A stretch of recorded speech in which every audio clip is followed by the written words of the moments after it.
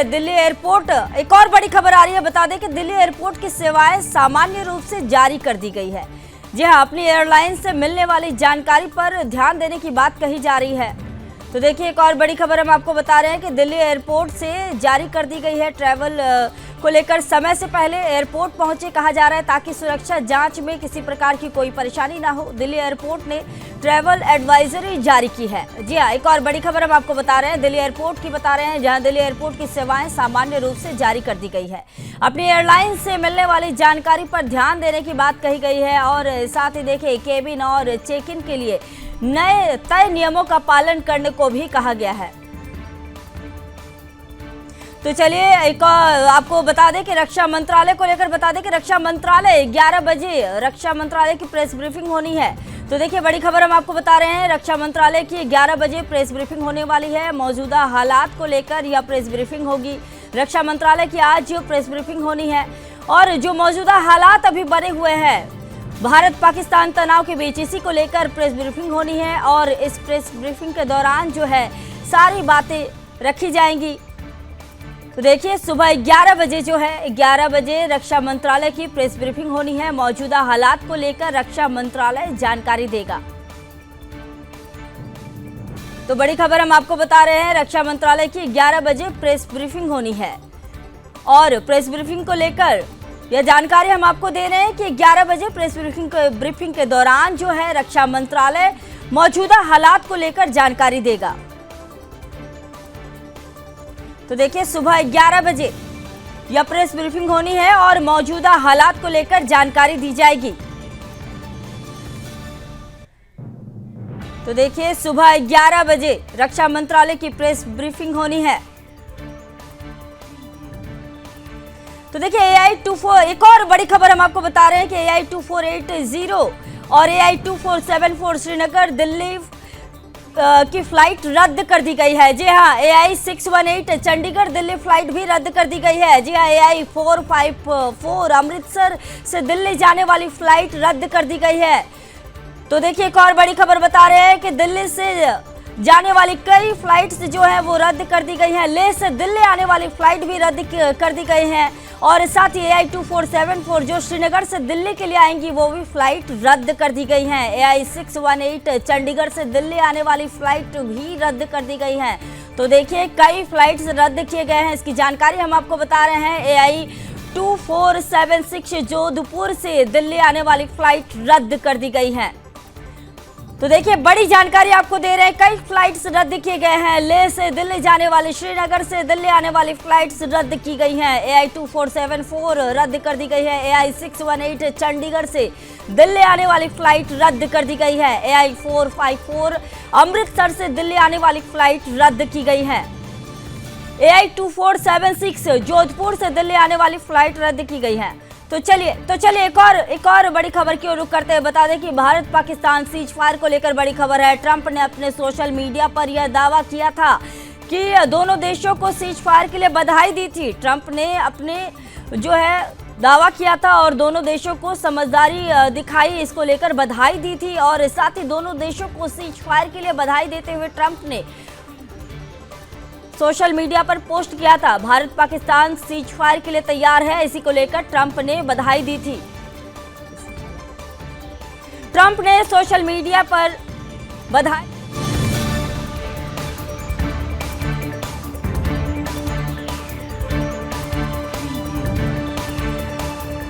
दोनों देशों को सीज फायर के लिए बधाई दी है ट्रंप ने।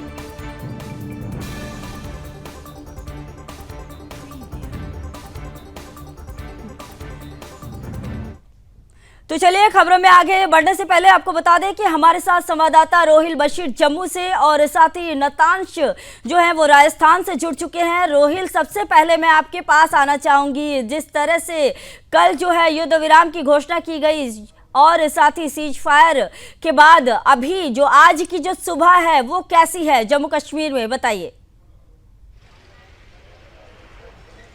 देखिए, स्थिति की बात करें तो सुबह से ही लगातार नॉर्मल सी की तरफ जो है लोग लौट रहे हैं और खासतौर से जो सीमावर्ती इलाकों की बात करें संगीता, जैसे पुंछ, राजौरी, कुपवारा, ओडी सेक्टर की बात करें, सांबा की बात करें, कठवा की बात करें, तो लगातार सुबह से ही जो है लोगों की आवाजाही मार्केटों की ओर जो है वो देखने को मिल रही है। गाड़ियाँ भी जो है आपको नजर आ रही होगी मेरे पीछे, गाड़ियाँ भी पूरी तरीके से सड़कों पर चलना जो है शुरू हो गई है। लेकिन कल आपको याद होगा कि किस तरीके से जो इंडिया पाकिस्तान के बीच जो है सीज फायर एग्रीमेंट हुआ था, जिसकी घोषणा जो है यूएस प्रेसिडेंट डोनाल्ड ट्रंप ने की थी। उसके बाद अगर देखा जाए तो रात लगभग 11:30 बजे तक कई जगहों पे जो ड्रोन्स देखे गए, कई जगहों पे जो ब्लास्ट्स की आवाज़ वो लगातार सुनाई दी गई थी, जिसमें खासतौर पे श्रीनगर का लाल चौक इलाका है और बादमी बाग का इलाका है, वहाँ पर भी कुछ ब्लास्ट जो है कल सुनाई दिए गए थे। लेकिन कल रात लगभग 12 बजे के बाद कोई भी ड्रोन सेटिंग जो है किसी इलाके से नहीं आई है, न कोई ब्लास्ट की खबरें जो है किसी इलाके से आई है। तो ऐसा लग रहा है कि अब हालात जो है पूरी तरीके से मामूल पर पटरी पर लौट रहे हैं। लेकिन दूसरी जानब से अगर देखा जाए तो लोगों की बात करें तो लगातार लोग यही कह रहे हैं कि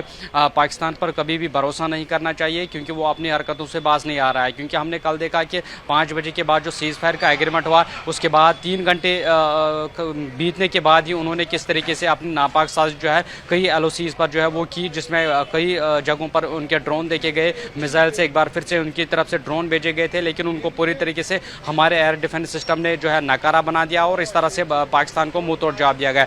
दूसरी जानब से भारतीय जो बीएसएफ के जवान हैं उनको भी पूरी तरीके से खुली छूट दी गई है और उनको कहा गया है कि अगर कोई भी गड़बड़ जो है पाकिस्तान सीमावर्ती इलाकों में कर सकता है तो उनको मुंह तोड़ तरीके से जवाब दिया जाएगा। इसके लिए बीएसएफ और भारतीय सेना को पूरी तरीके से फ्री हैंड दिया गया है। साथ ही साथ सीमावर्ती इलाकों की बात करें तो हमने पिछले 2 दिनों से वहाँ लगातार देख रहे थे लोग वहाँ से निकल रहे हैं, भागने पर मजबूर हो रहे हैं, घरों से अपने सामान निकाल कर घरों को छोड़ रहे हैं। तो इस वक्त ये जानकारी मिल रहा है कि फिर से जो है अपने अपने घरों को लौट रहे हैं और पूरी तरीके से जो सिचुएशन इस वक्त नॉर्मल सी और की ओर जो है वो बढ़ रही है। लेकिन कल जो रात को एक ड्रोन का ब्लास्ट हुआ था उधमपुर में, जो उधमपुर का एयरबेस स्टेशन है, वहाँ पर एक एयरफोर्स का जो जवान है उनकी वहाँ पर मौत हो गई थी। तो उसके बाद कहीं ना कहीं अगर सुबह की अभी तक बात करें, सुबह से अभी तक की बात करें तो लगातार इस वक्त नॉर्मल से जो है पूरे सीमावर्ती इलाकों के साथ साथ जम्मू के इलाके में भी देखने को मिल रहे हैं। जैसा कि आपने कहा कि स्थानीय लोगों का कहना है कि ये पाकिस्तान है, पाकिस्तान पर भरोसा नहीं कर सकते जो आतंकी को पालने वाला है। तो चलिए अब नतांश के पास जाते हैं। नतांश,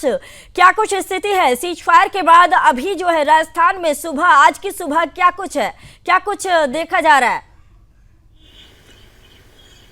जी हाँ संगीता, मैं आपको बताना चाहूंगा कि आधी रात तक जैसलमेर में धमाकों की आवाज आती रही, लेकिन अब जो हालात सुबह की बता रहा हूँ मैं, अभी हालात सामान्य बने हुए हैं।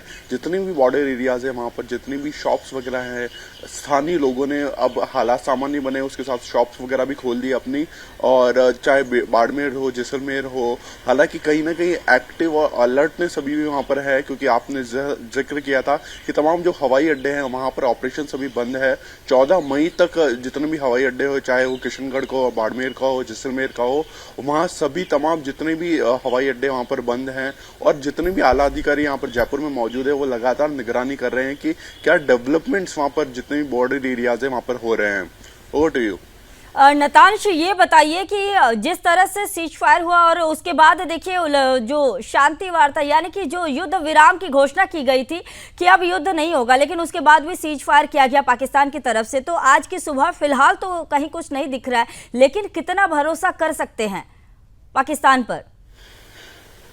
बिल्कुल, यहाँ पर भरोसा तो बिल्कुल नहीं किया जा सकता, क्योंकि पाकिस्तान कुछ भरोसेमंद देश भी नहीं है और यही हालात वहाँ पर भी बने हुए हैं। और जितने भी आम लोग हैं उनसे जब हमने बात की तो फिर उनका यही कहना था कि ये जिस तरीके से सीज फायर का उल्लंघन हुआ है ये हमको पहले से एक्सपेक्टेड था, क्योंकि ये जो बॉर्डर एरियाज है हमने इससे पहले भी ऐसे हालात देखे थे। क्योंकि 1971 और 1965 यही स्थिति थी जब हम यहाँ पर जो स्थानीय लोग हैं, क्योंकि हमने भी यहाँ पर युद्ध का एक्सपीरियंस कर रखा है, और यहाँ पर अगर सीज फायर होता भी है तो हमको ज़्यादा कुछ मतलब कुछ शॉकिंग नहीं था, हमारे लिए हैरान करने वाली बात नहीं थी, क्योंकि इससे पहले भी यहाँ पर ऐसा हो चुका है।